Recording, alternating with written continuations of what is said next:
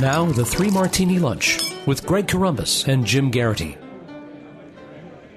And welcome, everyone, to the Thursday edition of the Three Martini Lunch, along with Jim Garrity of National Review. I'm Greg Corombos of Radio America. We have good, and crazy martinis for conservatives today.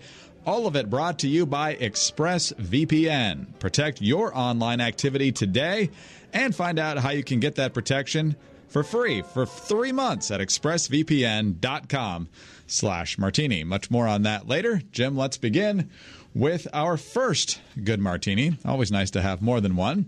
Thanks to Hot Air here, as well as the Justice Department, starting with Hot Air. A senior Treasury Department employee working for the department's Financial Crimes Enforcement Network, known as FinCEN, has been arrested and charged with leaking suspicious activity reports to BuzzFeed. Natalie Mayflower Sowers Edwards, she's already got too many names, that makes you suspicious immediately, allegedly leaked multiple confidential reports and emails to a single reporter at the site who included information from them in 12 different stories. The Justice Department press release say the leaks began last October, and here now is what part of the press release says. Beginning in approximately October 2017 and lasting until the present, Edwards unlawfully disclosed numerous SARs, suspicious activity reports, to a reporter known as Reporter Number 1, the substance of which were published over the course of approximately 12 articles by a news organization for which Reporter 1 wrote. The illegally disclosed SARs pertain to, among other things, Paul Manafort, Richard Gates, the Russian Embassy, Maria Butina, and Prevezon Alexander. So, Jim, we've seen a lot of stories over the past almost 2 years now of things that got into the press that shouldn't have got into the press because they're not public information. And we've kind of pounded the table about this needs to be punished. And at least in this case, it looks like it's being punished, which is good. Yeah, and look, this fits a recurring pattern in government employees and the private information of people who are involved in conservative causes or on the right side of the spectrum. You're coming back to the 2008 Joe the Plumber, was it Wolzerberger or whatever his name was, and that within a couple of days, all kinds of information about his taxes and things like that were leaked by the state of Ohio. And I believe, if I remember correctly, that the state employee really got a slap on the wrist. There was just this mentality in that state office of, oh, Joe the Plumber is in the news as this ordinary guy who asked, then Senator Obama about his tax plan, and Obama said we need to spread the wealth around, which didn't, go too well.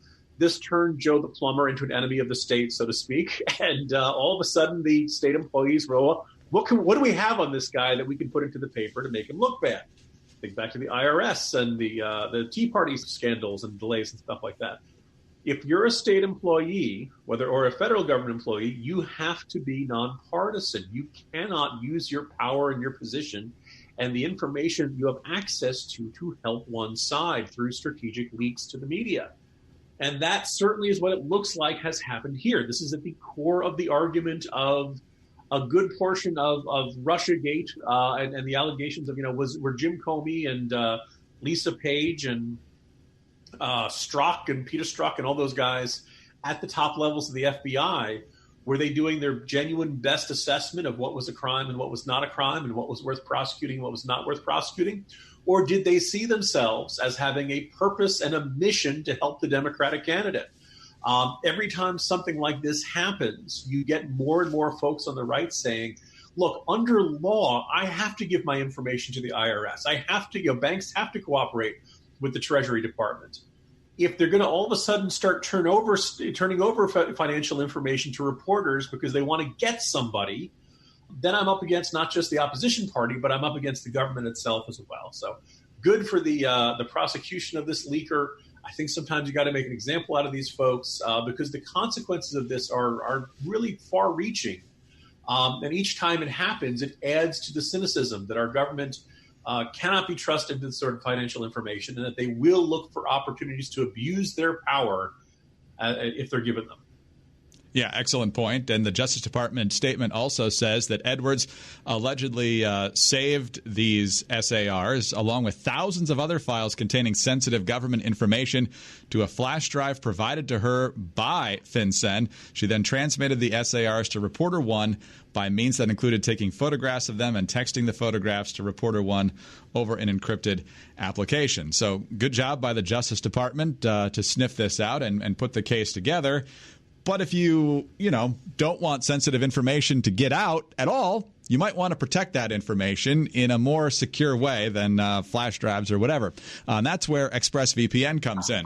With all the recent news about online security breaches, it's hard not to worry about where your data goes. Making an online purchase or simply accessing your email could put your private information at risk. You are being tracked. You just are. Online by social media sites, marketing companies, and your mobile or internet provider. Not only can they record your browsing history, but they often then sell it to other corporations who want to profit from your information. And that's why you have the opportunity now to take back your privacy by using ExpressVPN. I was going to say, I think examples like this, Department of the Treasury employees, there are bad actors out there, Greg. There are people who want to abuse your information, who want to find ways to have leverage over you, embarrass you, leak your private information. It's just a reality of the times that we live in. And so why would you not look at options like this to protect your security? ExpressVPN has easy-to-use apps that run seamlessly in the background of your computer, phone, or tablet. Turning on ExpressVPN protection just takes one click. ExpressVPN secures and anonymizes your internet browsing by encrypting your data and hiding your public IP address. Protecting yourself with ExpressVPN costs less than $7 a month. It is rated the #1 VPN service by TechRadar and comes with a 30-day money-back guarantee. So if you ever use public Wi-Fi at a coffee shop, at an airport, places like that, and you want to keep hackers and spies from seeing your data, ExpressVPN is the solution. And if you don't want to hand over your online history to your internet provider or to data resellers, ExpressVPN is the answer. You can protect your online activity today and find out how you can get 3 months free at expressvpn.com/martini. That's expressvpn.com/martini for 3 months free when you get a 1-year package. Visit expressvpn.com/martini to learn more. All right, Jim, on to our second Good Martini now. And a lot of folks who are political watchers or just news watchers and can read a calendar are noticing that another Central American caravan is attempting to get to the southern U.S. border. And a lot of folks are noticing that that could happen if it's allowed to proceed pretty close to midterm election day. And would that actually become a big factor in how some of the tighter races turn out? Well, there's been a little twist in this story now. USA Today. The government of Mexico dispatched 2 727 Boeing planes filled with federal police officers to its southern border with Guatemala Wednesday to intercept a caravan of Central American migrants who are trying to reach the U.S. border. The Interior and Foreign Relations Ministry said in a joint statement that any migrant in the caravan without proper immigration papers would be arrested and, quote, returned to their country of origin, unquote. Those with proper documents or wishing to apply for asylum would be allowed to enter Mexico. The caravan of migrants set out last week from San Pedro Sula, Honduras, which has long been one of the hemisphere's most violent cities with a murder rate ranking among the highest in the world.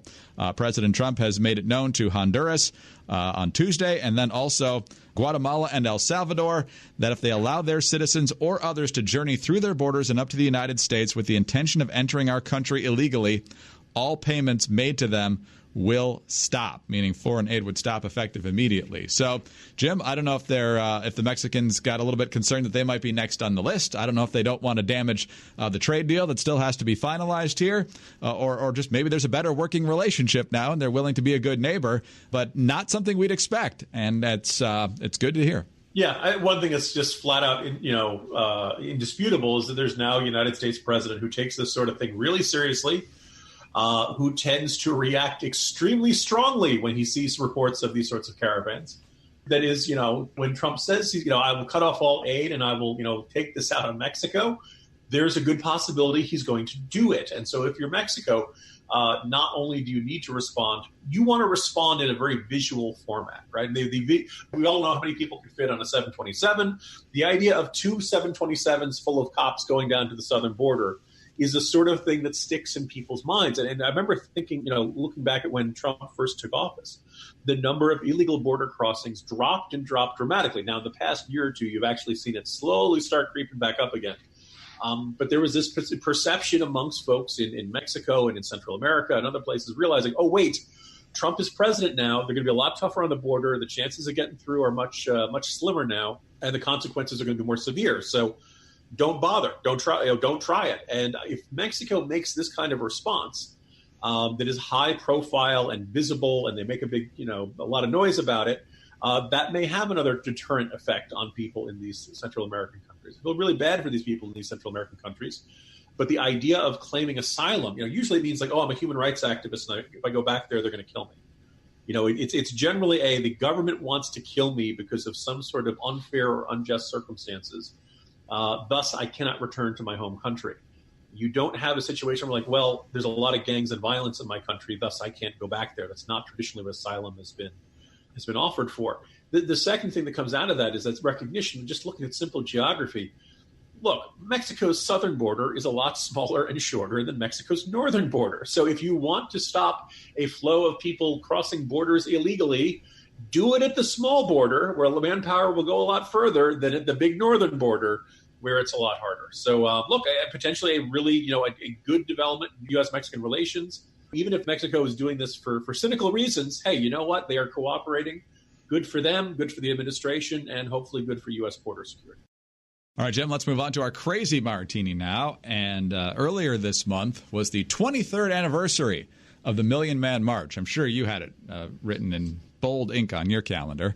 That was back in 1995, event led by Louis Farrakhan, Nation of Islam, famous for detesting Jews, and he has not changed in the past 23 years, or the past 50 or 60, really, to tell you the truth. So he's having this event to commemorate 23 years since the Million Man March, and he decided, of course, to lash out at the Jews. He called them stupid for making him famous, and so his message only got stronger because of their dislike of him. And then towards the end of his comments, he had this to say about the Jews.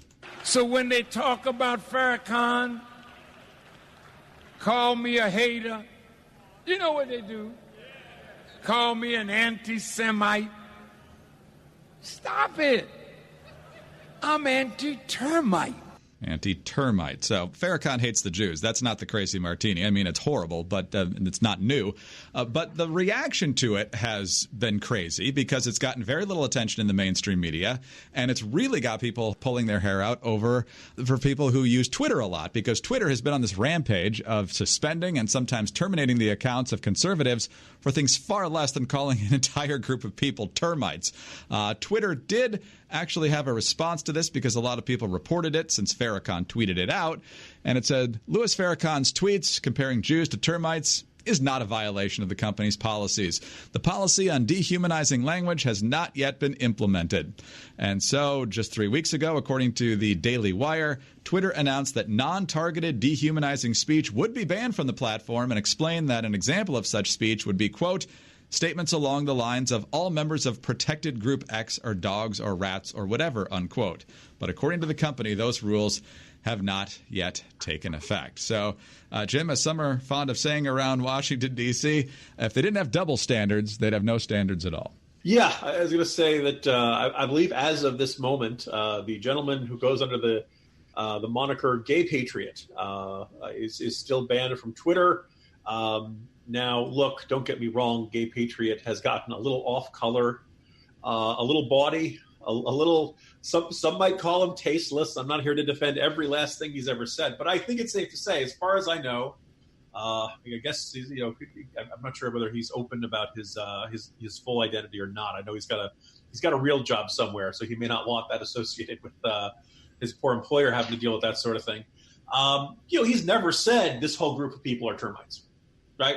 That's a pretty low bar. I'm comfortable with the don't compare entire ethnic groups or religious groups to termites. That strikes me as a safe, fair, non-draconian rule And Twitter is just predictably ridiculous and arbitrary in their standards. Now, the other interesting thing is I made a comment yesterday. Somebody who did come out and say this was wrong and denounce it was Chelsea Clinton. Longtime listeners to this podcast know I am not frequently kind to Chelsea Clinton. I have all kinds of beefs with her, but you know what?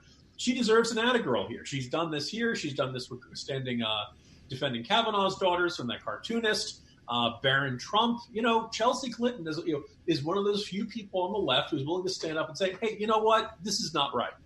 Now, by the way, I pointed this out and I said people on their own side, and there were a whole bunch of people who insisted that Louis Farrakhan was not on the side of the left. Now, maybe you see things that way, maybe you don't. I would note that it was just a couple of weeks ago that Louis Farrakhan was at Aretha Franklin's funeral, and he was standing next to Al Sharpton, Jesse Jackson, and Bill Clinton. Which, by the way, I think makes Chelsea Clinton's rebuke a little bit, give her another courage point for that, right? This is something where Bill Clinton certainly wasn't comfortable saying, I'm not standing up next to that guy. And, of course, it was earlier this year, maybe late last year, realized that at some point, Obama and Farrakhan met early when Obama was a senator. Now, I don't know what you want to classify Louis Farrakhan, but Louis Farrakhan is, Keith Ellison was a buddy with him for a long time. I don't think you can say Farrakhan's on the right. I don't see any righties short of Lyndon LaRouche who hang around with Farrakhan. Louis Farrakhan is not necessarily, speaking at the Democratic National Convention or something like that. But I'd point out the perception is that Louis Farrakhan speaks for some as yet undetermined portion of African Americans. I think it's very disputable how large a portion he votes for them. But if you gave Louis Farrakhan a lot of grief about it, you might, alienate some African Americans. And as we all know, African Americans are a very important part of the Democratic Party's coalition. If African American turnout is down, Democrats tend to lose a lot. But here's the thing. I think that we become a better and more honorable and cleaner, for lack of a better term, discourse when people stand up to folks on their own side and say, that's not acceptable. Steve King has been endorsing some candidates who are not merely like borderline controversial, or they shoot their mouth off every now and then, but who are just flat out open white nationalists. And I think there's nothing wrong with saying that has no place in the modern Republican Party. That has nothing to do with traditional conservatism, and it deserves to be driven out. So good for you, Chelsea Clinton. You probably want to record this, frame this. It doesn't happen very often. I don't know when it's going to happen again. And look, it'd just be a better world if more Democrats could say, hey, look, I don't care if this alienates voters or what. There's no place for this in our discourse. And hey, Twitter, if this isn't the sort of thing you say, okay, shut down this account. We like Louis Farrakhan's conspiracy theories, but we don't like Alex Jones's. I mean, is one less wacky than the other? I don't see much of a difference, Greg. Wow. Happy Thursday, everyone. 19 days until the midterm elections. Jim, talk to you tomorrow. Have a good day. See you tomorrow, Greg. Jim Garrity of National Review. I'm Greg Corombos of Radio America. Thanks for being with us today. Don't forget to protect your online activity and get 3 months free. What could be better than that? ExpressVPN.com/Martini. ExpressVPN.com/Martini. And tune in again Friday for the next 3 Martini Lunch.